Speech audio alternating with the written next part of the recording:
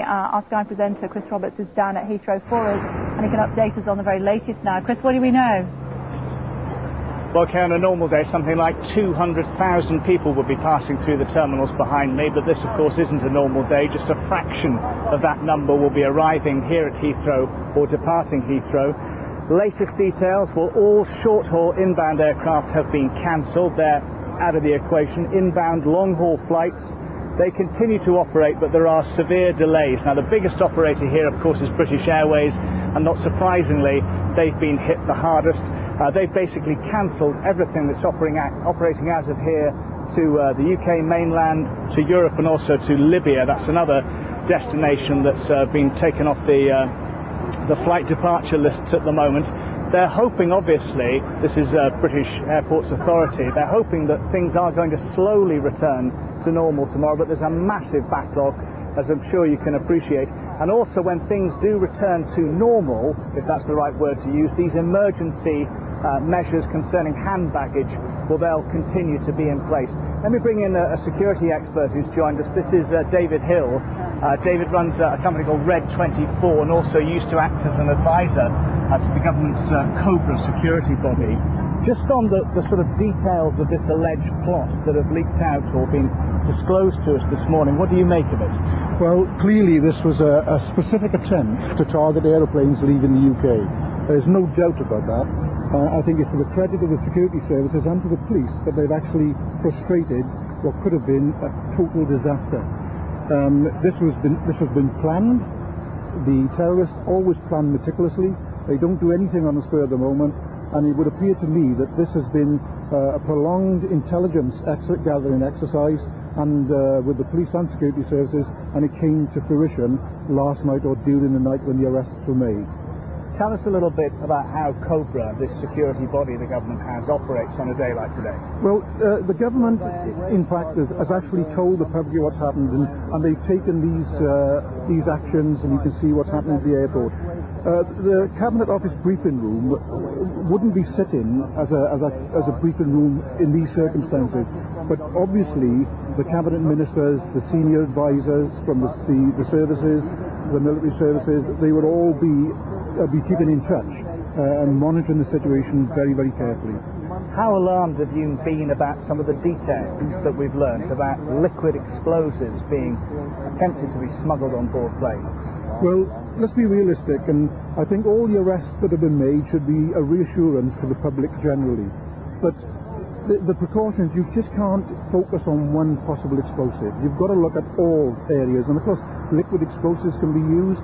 Liquids which are inert on their own but can be mixed with something else could cause an incendiary device, could cause an explosion. And I'm not sure that they were particularly or specifically looking at liquids. It may have been, but we have to remember that high explosives, plastic explosives, they can be sort of concealed, and they can be made to look like everyday things like a bar of chocolate. So I think the security services and the meticulous searching that's going on is looking for any possible material that could be used to cause an explosion or to cause a fire or any devastation on the airplane.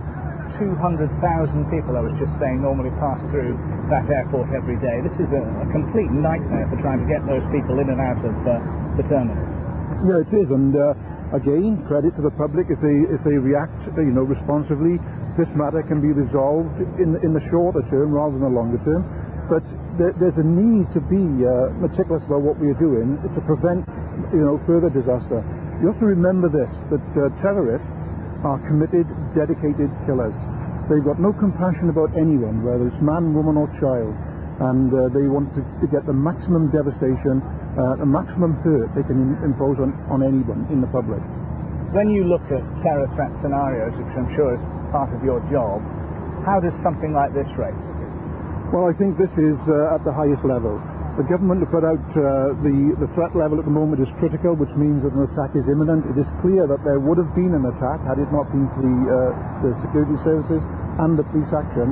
So I think this is extremely high, and the public needs to be reassured and relieved that the police and the security services have taken this action so far. I'm sure everyone would echo those sentiments, but when you're telling mothers that they'll have to prove that the baby milk inside their infant's bottle is in fact milk before they're allowed to take it on board a plane. It's a terrifying scenario. Well, it may be, but I think let's look at the public generally are intelligent people. They know that this is to safeguard their interest.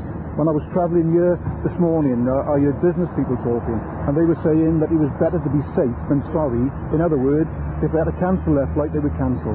Now, I think that's the reaction you will get from the public, and coming back to mothers with their babies, if it's going to safeguard their baby, going to safeguard themselves, I don't think they'll have any qualms about putting their milk to be tested or tasted.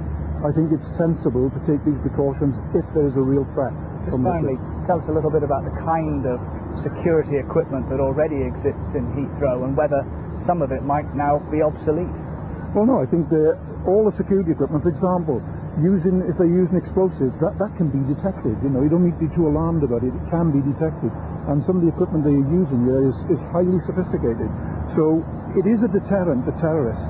But nevertheless, there is still a need, as you can see from the action that's gone on, to be absolutely meticulous about being vigilant and observing and looking and using the intelligence sensibly. All right, David Hill from Red 24, thanks for your time today. Kay, obviously we're getting updates from BAA Heathrow all the time about exactly what's going on here. We're also getting updates from other airports across the country, also updates from the United States. We have a correspondent at JFK in New York at the moment, and the terror threat status over there, that's been raised as well today. I'll keep you informed as soon as we get any more information, but in the meantime, back to you.